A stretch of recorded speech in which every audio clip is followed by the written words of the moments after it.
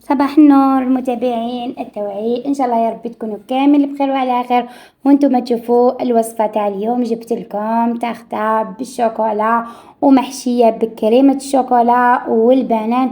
تجي البنات تهبل كيما راكم تشوفوا، تجي خفيفه، وذيك الكريم تاع الشوكولا تجي روعه، فيها واحد البنه غير بالشوكولا. البنات قبل ما نبداو نقولكم ما تنساوش الصلاه والسلام على حبيبنا ورسولنا محمد عليه أفضل الصلاة والسلام. وما تنساوش جيم، بارطاج، كومنتار، اشبك كيما نتوما. ويلا نشوفوا الوصفة تاعنا واش نحتاجو فيها. المقادير تاع لاطاغ تاعنا واش نحتاجو فيها: عندي 125 غرام تاع الزبده، نص كاس تاع السكر المسحوق، حبيبه تاع البيض، مبشور الليمون، مغرف كبيره تاع شوكولاته الحليب، ما عندكش عوضيها بالكاكاو، بصح شوكولاته الحليب تعطيك واحد الذوق يهبل. وعندنا مغرف كبيره تاع شوكولاته الطلي، ما عندك شوكولاته الطلي تقدري ديري نص باطا شوكولا تذوبيها وديريها في العجينه. وعندنا فارينه باش نلمو العجينه، ورشة خميرة الحلوى جهد 5 غرام، يعني نحتاجو 5 غرام مغرف صغيرة من خميرة الحلوى. هادو هما المقادير اللي نحتاجوهم. يلا نبداو نخدمو العجينة تاعنا. العجينة تاعنا واش نحتاجو فيها: نديرو هذيك 125 غرام تاع ماغارين، ونزيدو لها مبشور الليمون، تجي فيها واحد البنة مبشور الليمون يجي مع الشوكولا روعة. ونزيدو ديك الحبيبة تاع البيض، ونجيبو 2 مغارف كبار قلت لكم تاع شوكولاتة الحليب. ما عندك شوكولاتة الحليب تقدري تعوضيها بالكاكاو، بصح شوكولاتة الحليب تعطيك بنة. ونزيدو مغرف كبيرة تاع شوكولاتة الطلي، ما عندكش عوضيها بالشوكولاتة تاع العلب، ديري نص علبة. ونزيدو نص كاس تاع السكر المسحوق. هادو هما المقادير، ندوهم يتخلطوا ونرجع لكم.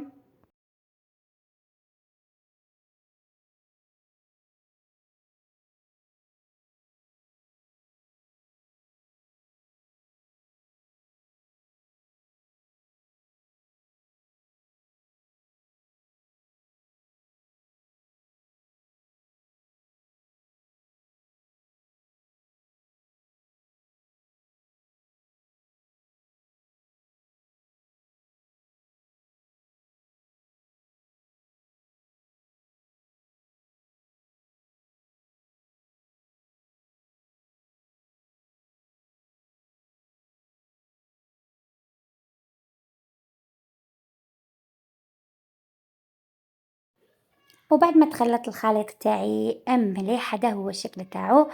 هنا بنات نزيدو الفرينه، ما نقدرش نقول لك شحال فرينه، باسكو الفرينه حتى تلم العجينه وتكون عجينه طريه. انا درت لي حوالي 3 كيسان ونص تاع الفرينه. ونزيد معاهم هذيك الرشه تاع خميرات الحلوى، يعني 5 غرام مغرف صغيره تاع خميرات الحلوى. انا البنات نديها تتعجن، بعد ما تتعجن وتتلايم العجينه تاعي نرجع لكم.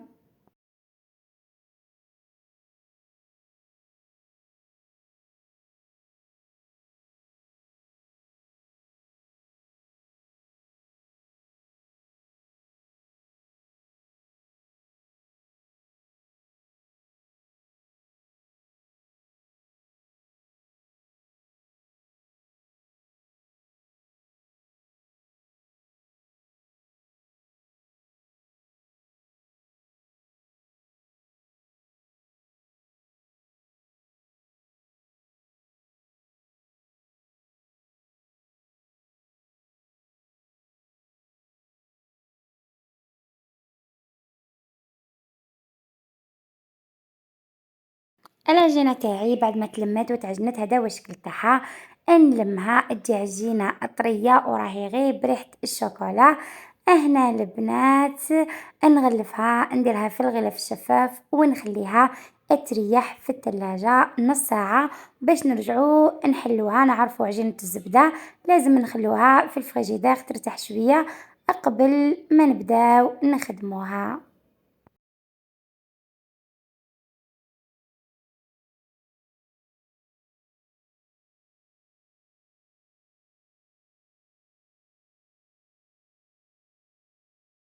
البلا اللي حندير فيه الضغط تاعي راني وجدته، أدهنته بالزيت وغبرته بالفرينة، انتي تحبي دهنيه بالزبدة غبريه بالفرينة، هذه أشياء اختيارية. أنا هنا ندخلو للثلاجة هو تاني يرتاح شوية، باسكو كي ندير فيه العجينة لازم يكون بارد، بعد ما يبرد شوية نعاود نرجع ليكم باش نكملو. بعد ما جازت نص ساعة العجينة تاعي راهي واجدة وريحت، هنا راح نبدأ نفتحها بالحارة، نفتحها في ساشي، كاين ساشي يتباعو عند مول الحلوى تاع العجين تحلي فيه العجين. أنا هنا عندي ساشي هادوك تاع الكونجلي، راني رايحة نحلها فيه ساشي نقيقي، ندير الساشي الأول ونحط العجينة تاعي هكذا باه تجيني سهلة، ونزيد الساشي الثاني فوقو هكذا باش كي نحل العجينة تاعي مش راح تلصق وما نديرلهاش الفرينة. أنا العجينة ما نحبش نديرلها الفرينة، نحلها ونعاود نرجع ليكم.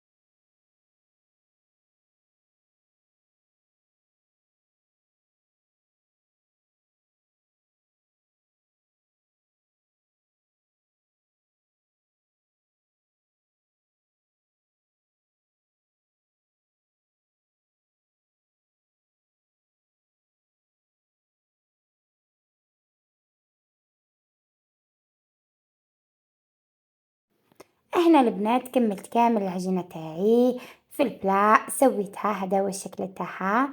هنايا نجيب الفرشيطة ونبدأ نتقبها، نسي نديرها كامل تقب باسكو راهي فيها مغرفة صغيرة تاع خميرة الحلوى هكذا باش ما تطلعليش، نديرها كامل تقب هكذا بالفرشيطة قبل ما ندخلها الطيب بانت. انا نديرها كامل تقب ونعاود نرجع لكم، نقولكم ما تنسوليش الجيم والبارطاج والكومنتير الشباب كيما نتوما.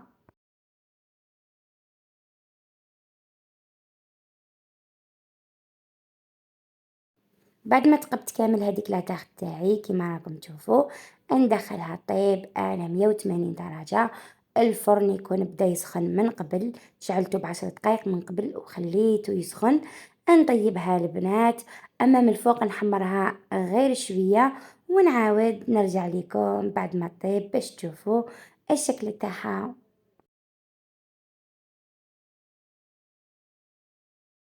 التارت تاعي راهي طابت وجدت، انا نخليها تبرد شويه راهي مازالت سخونه، خليتها طابت مليح ومن بعد حمرتها شويه من الفوق وجات يا البنات غير بريحه الشوكولا. نخليها تبرد ونروح نوجدو الكريمه اللي راح نحشو بها التارت تاعنا. قولكم ما تنساوش الجيم والبارطاج والكومنتير الشباب كيما نتوما، ويلا نوجدو الكريمه.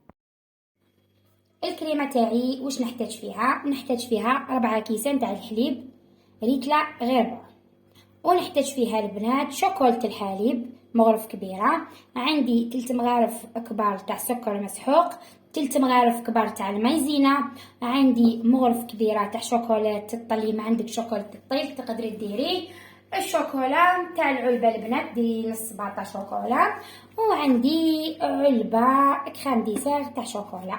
هذا ما نحتاجو فيها بنات، يلا نبداوها.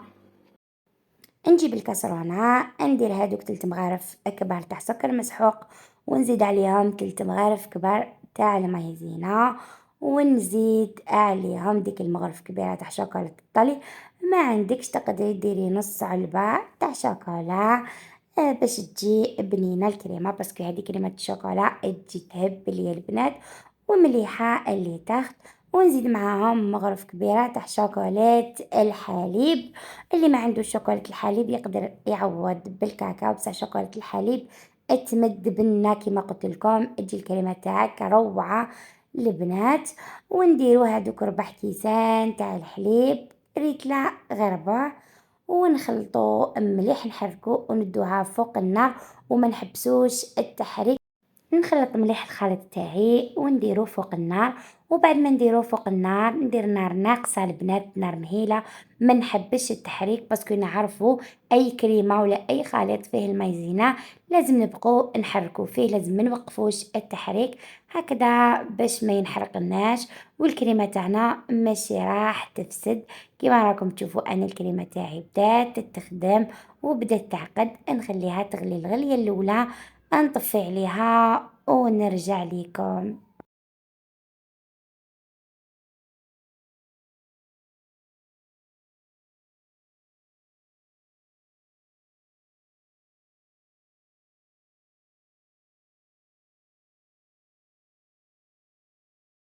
بعد ما الكريمة تاعنا وجدت وطفيت عليها، هذا هو القوام تاعها، يجي كريمي هكذا باش تجي التاخته تاعنا تهبل. في المرحلة هذه نجيب هذيك البطاط تاع الكريم ديسير ونزيدها يا البنات، تعطي واحد الذوق في الكريمة، واحد الذوق وواحد البنة تهبل.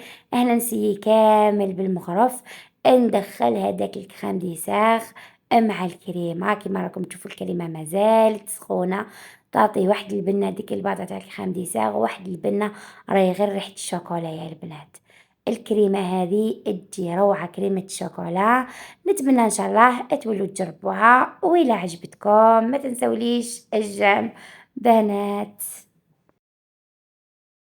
لا تختعي راهي بردت البنات، تكون هي باردة، والكريمة لازم نديرها سخونة قبل ما تبرد الكريمة، باسكو لو كان نخلو الكريمة حتى تبرد راح تدير واحد الطبقة يا بنات وهكذا ما يجيش الشكل تاعها. شباب لازم نديرها وهي سخونة، اما تاختا تكون باردة البنات، ما ديريش سخون في سخون ولا بارد في بارد، لازم التاخته تكون باردة والكريمة تكون سخونة.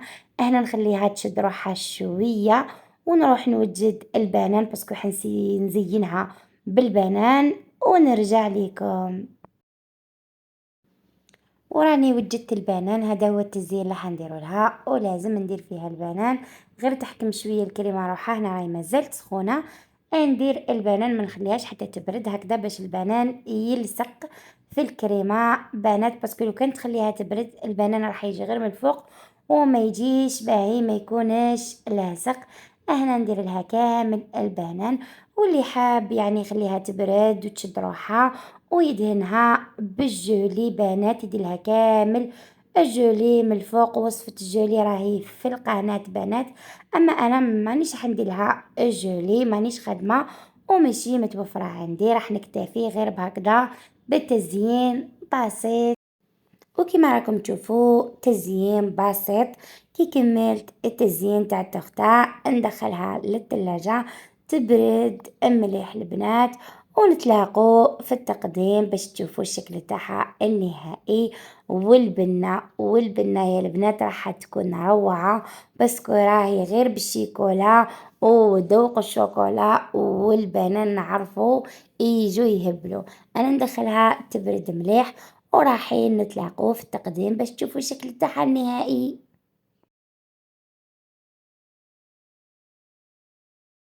وصلنا للتقديم والتخت تاعنا راهي واجدة، تجي تهبل يا البنات غير بذوق الشوكولا وريحة الشوكولا. الكريمة تاعها تجي روعة من أروع ما يكون، تاع سهرات رمضانية ولا في اليامات الآخرين تفرحي بها وليداتك. تحبي تدهنيها من الفوق بالجولي قلت لكم تجي روعة، أنا ما دهنتهاش درتها غير هكذاك. الجولي الوصفة في القناة ولا تحبوا تشروها، اللي حب يخدمها الوصفة أنا دايرتها معكم من قبل راهي في القناة. هنا البنات قطعتها وجا الشكل تاعها يهبل، والكريمة ماشي راح نحكي لكم عليها تجي رائعة.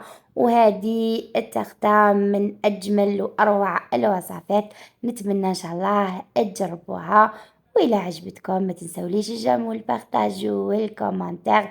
أنا نقولكم مع السلامة وتهلاو في رواحكم في وصفة أخرى إن شاء الله.